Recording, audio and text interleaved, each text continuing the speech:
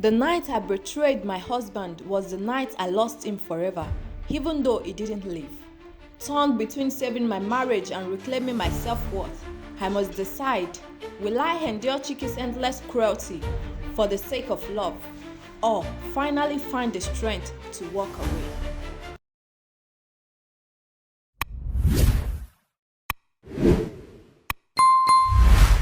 2 years ago, I made the worst mistake of my life. I didn't plan it, I didn't mean for it to happen, but it did. And every single day since then, I've regretted it. It all started with my best friend, Cynthia. She called me one afternoon, excitement in her voice. Ada, our secondary school reunion is coming up next weekend. You have to come. It won't be the same without you. At first, I refused. What was the point? I hadn't seen most of those people in over a decade, and I have a life now, a marriage to focus on. But Cynthia was persistent. It will be fun, just for one night. Come on, don't be boring. After much pressure, I agreed. That evening, I told my husband, Chike, about it. A school reunion, he raised an eyebrow. Yes, Cynthia really wants me to come. He shrugged. If you want to go, go. I don't have a problem with it. I had no idea that this simple conversation would change our marriage forever. The event was held at a hotel's banquet hall. The moment we stepped in, nostalgia hit me hard. The familiar faces, the laughter, the stories of the past. It was like stepping back in time. And then I saw him, Dio, my first love, the first boy who ever held my hand, the first one who ever told me I was beautiful, the one I thought I would spend forever with, until life took us in different directions. He looked even better than I remembered. The years had been kind to him. Tall, well-built, confident, his eyes met mine, and something flickered between us. Ada, he said with a slow smile, you haven't changed a bit. I laughed nervously. That's a lie. We talked, and with each word, it felt like no time had passed at all. It made me laugh like I was 16 again, made me feel seen in a way I hadn't felt in a long time. The drinks were flowing, the music was loud, and the night stretched on. At some point, he leaned in. Let's get some fresh air. I hesitated, but my heart was already betraying me. I followed him outside. We stood under the dim glow of the street lights. You are married now, he said, his voice soft. I nodded. Yes, I am. Are you happy? The question caught me off guard. I opened my mouth to say yes, but the words wouldn't come out. He smiled knowingly. I've missed you, Ada. Do you remember how we used to dream about our future together? I laughed. We were kids, but we meant it, he said, stepping closer. I never stopped thinking about you. His words wrapped around me like a spell. I should have walked away. I should have reminded him that I had a husband waiting for me at home, but I didn't. He reached for my hand and I didn't pull away. I have a hotel room upstairs, he whispered. That was the moment, the final chance to say no, but I followed him inside. The next morning, I woke up beside him, my heart pounding with guilt. The reality of what I had done crashed over me like a tidal wave. I rushed to the bathroom and stared at my reflection. Who was this woman? This wasn't me. I had betrayed my husband, my vows, everything I believed in. Daya was still asleep when I dressed quickly and slipped out of the room. I cried the entire way home. When I got home, Chike was watching TV, unaware of what I had done. How was it? I hope you enjoyed yourself. Yes, he said. I forced a smile. It was fine. That was the first lie, the first of many. But secrets don't stay buried forever. Chike found out a year later. I had kept in touch with Dio. Maybe it was guilt, maybe it was the lingering emotions that wasn't ready to let go of. We didn't meet again, but we talked. Sometimes just catching up, other times reminiscing about that night. And then, one day, he texted me. I miss you, Ada. Let's meet again. I was staring at the message when Chike walked in. I didn't hear him, didn't notice his presence behind me until I felt his breath on my neck. What's that? My blood ran cold. My hands were shaking as I locked my phone. Nothing, I said too quickly. Give me your phone. Chike, it's not. Give me your phone. His voice was sharp, commanding, and I knew there was no escape. My hands trembled as I handed it over. He unlocked it, scrolled through my chats, and I watched his face change. First confusion, then shock, then anger. His hand clenched around the phone so tightly I thought it would crush it. You never stopped talking to him. His voice was quiet, deadly. Chike, you slept with him. His eyes were burning into me, and you kept talking to him for a whole year. I didn't mean to. He laughed, but there was no humor in it. You didn't mean to? You didn't mean to betray me? Tears welled in my eyes. Chike, please, I made a mistake. I was weak, but I love you. Please, don't let this break us. He was breathing hard, his fist clenched at his side. I should throw you out of this house, he said. My heart dropped. Chike, but I won't, he continued. No, you will live with this. Every single day, you will live with what you've done. From that day on, things changed. Chike didn't leave me, but he didn't forgive me either. The warmth in our marriage turned to ice. He barely spoke to me unless it was necessary. We slept in the same bed, but it felt like there was a wall between us. I did everything I could to make it up to him. Cooked his favorite meals, apologized 1,000 times, gave him space when he needed it. But nothing worked. And then 5 months ago, life got even worse. Chike lost his job. Our financial struggles nearly broke us. Some nights we went to bed hungry. Our savings drained when my mother fell sick. I became desperate. I decided to ask my boss for a loan. I thought maybe, just maybe, if I explained our situation, it would help. I stepped into his office. Sir, I need your help, I said. My family is struggling and I was wondering if I could get a loan. Just for a short while, I promised to pay back. He leaned back in his chair, studying me. Then he smiled. I can help you, Ada, he said, but there's something I want in return. I felt my stomach drop. Sir? I've always liked you, he continued. You are a beautiful woman. Spend the night with me and you'll get 7 million naira and a car. Shock and disgust washed over me. Sir, I can't. Think about it. He leaned forward, his smile widening. This could solve all your problems. I left his office feeling sick. I went home and told Chike, thinking he would be proud that I rejected the offer. Instead, he laughed coldly. You cheated for free 2 years ago, he said. At least now, you should cheat for something that makes sense. Tears welled in my eyes. Chike, how can you say that? Go back to him, he said. Take the money, maybe then I'll forgive you. My heart shattered. Chike's words echoed in my head for days. Go back to him, take the money, maybe then I'll forgive you. Was this really my life now? Had things gotten so bad that my husband, the man I once believed loved me unconditionally, would rather see me sell my body than hold on to my dignity? I refused to believe that. From that night on, Chike changed completely. He was no longer just distant, he was cruel. Every little thing turned into a fight. If I cooked, he pushed the plate away. I don't want your food, he'd say bitterly. Go and eat with your boss since you like talking to him so much. If I tried to sit beside him, he'd get up and walk away. And at night, when I thought I could finally have a moment of peace, it would start again. One night, as I was lying in bed, he rolled over and stared at me. Tell me something, Hada. I turned, tired. What? When you slept with Dayo, did it make you feel good? His voice was laced with venom. My breath itched. Chike, please. I just want to know, he continued. Since you did it for free, it must have been sweet, right? Tears welled in my eyes. Stop it. He laughed, cold and empty. You disgust me. I turned away, biting my lips so hard it almost bled. Every day was the same. If something went wrong, it was my fault. If we didn't have money for food, he would remind me that if I had just slept with my boss, we wouldn't be suffering. You did it before and destroyed our marriage. It spat one day. But now, when it can actually save us, you suddenly have morals? I wanted to scream. I wanted to tell him that I was trying, that I was still his wife, and all I wanted was to fix things. But no matter what I said, it never mattered.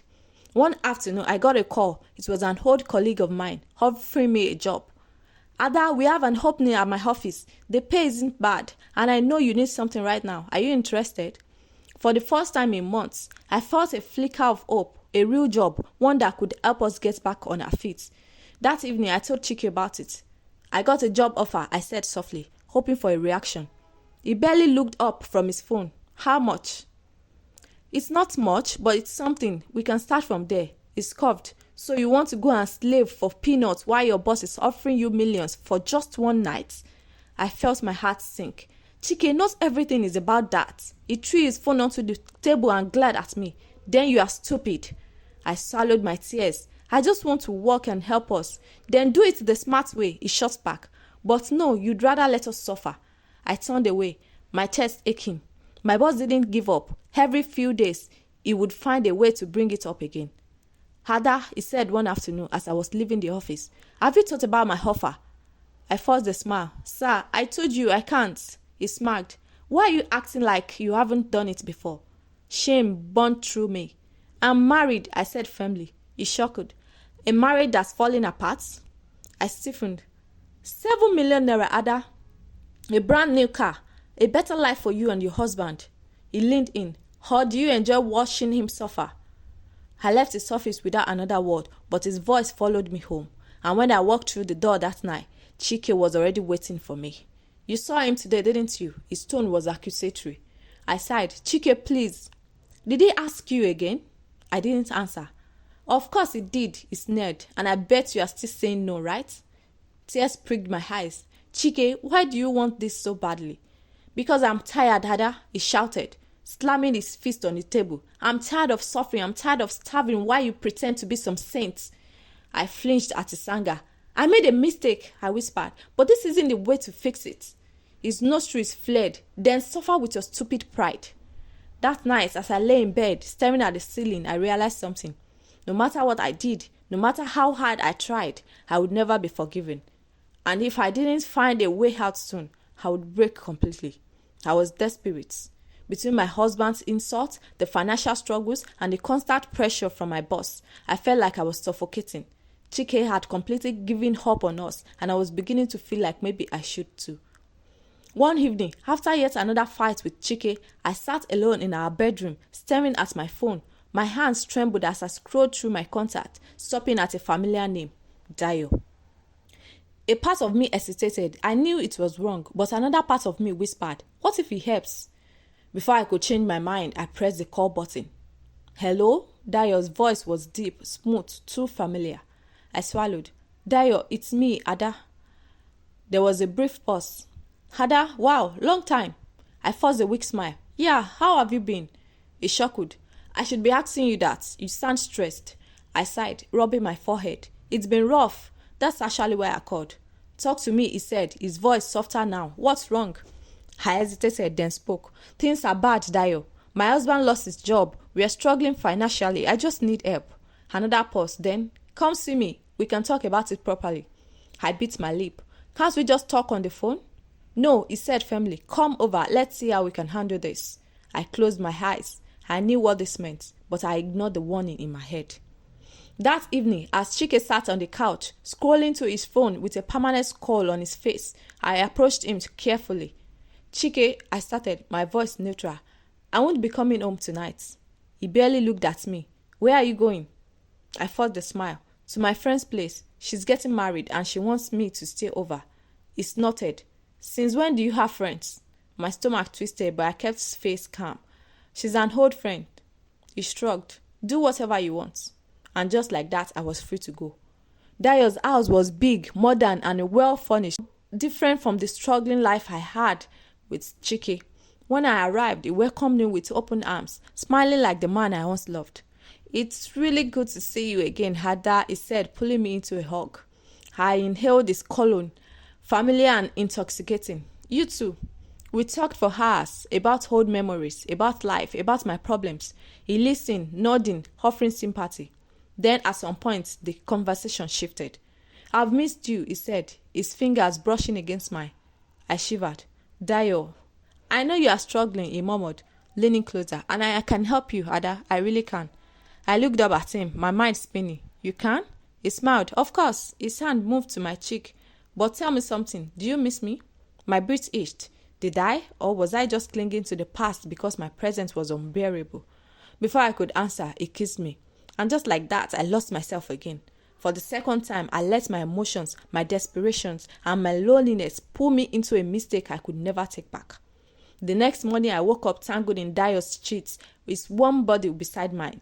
For a brief moment, I allowed myself to imagine a different life. Maybe Dayo still loved me. Maybe I could leave Chike and start over. But that fantasy shattered when a loud, furious knock pounded on the door. Dayo shut up immediately, eyes wide with panic. "What's wrong?" I asked, still groggy.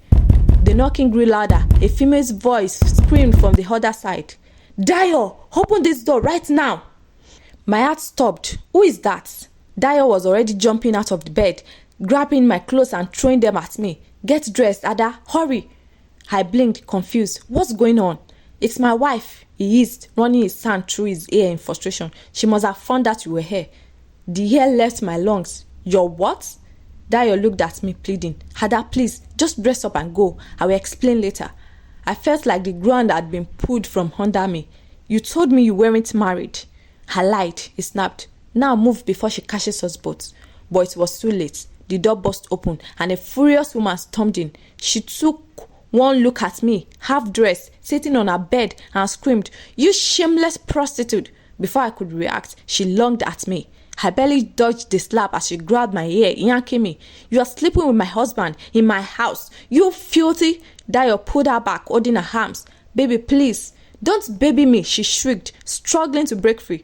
I grabbed my things and ran. I didn't stop running until I was out of the compound, my heart hammering, my mind spinning. What had I done? I barely had time to breathe before the consequences hit me. That evening, as I stepped into my home, my phone rang. Unknown number. I hesitated, then answered. "Hello?" A familiar voice filled my ears. "So, you are the shameless woman sleeping with my husband?" I froze. It was Dio's wife. "I hope you are ready for what's coming," she spat, "because I just spoke to your husband." My stomach dropped. "What?" "Oh, you heard me," she laughed coldly. "I told him everything, every single thing." I nearly dropped the phone. My breath came in short gaps as he slowly turned around. Chike stood in the doorway, his dark face with fury. He knew, and this time I knew he would never forgive me. Chike didn't say a word at first. He just stared at me, his face unreadable, his arms crossed over his chest, but his silence was worse than any insult he had ever thrown at me. I felt my knees weaken. "Chike, Before I could finish, he exploded. "You disgust me, Ada." His voice was sharp, filled with rage. "After everything, again?" Tears burned my eyes. I didn't mean for it to happen. "Oh, spare me that nonsense," he laughed bitterly. "You didn't mean for it to happen? The first time, I forced myself to live with it. But now, you've proven who you really are." I stopped. I was desperate. I didn't know what to do. He stepped closer, his eyes burning into mine. "You didn't know what to do? You knew exactly what you were doing. You lied to my face, Ada. You told me you were going to your friend's place. I was going to ask Dio for help. And did he help you?" Chike spat. "Or did you just open your legs for free again?" I gasped, stepping back like he had slapped me. "Chike," he sneered. "At least if it was your boss, we would have had 7 million in a car. But no, you just had to give it up for free again." I shook my head. "It wasn't like that." "Oh, shut up," he roared. "I'm done with your lies. You are a curse in my life, Ada. My suffering started the moment I married you." If you enjoyed this story and want more, please subscribe to this channel and click the bell icon for new video notifications. You can also check out some of the videos here. Thank you for watching. Remain blessed.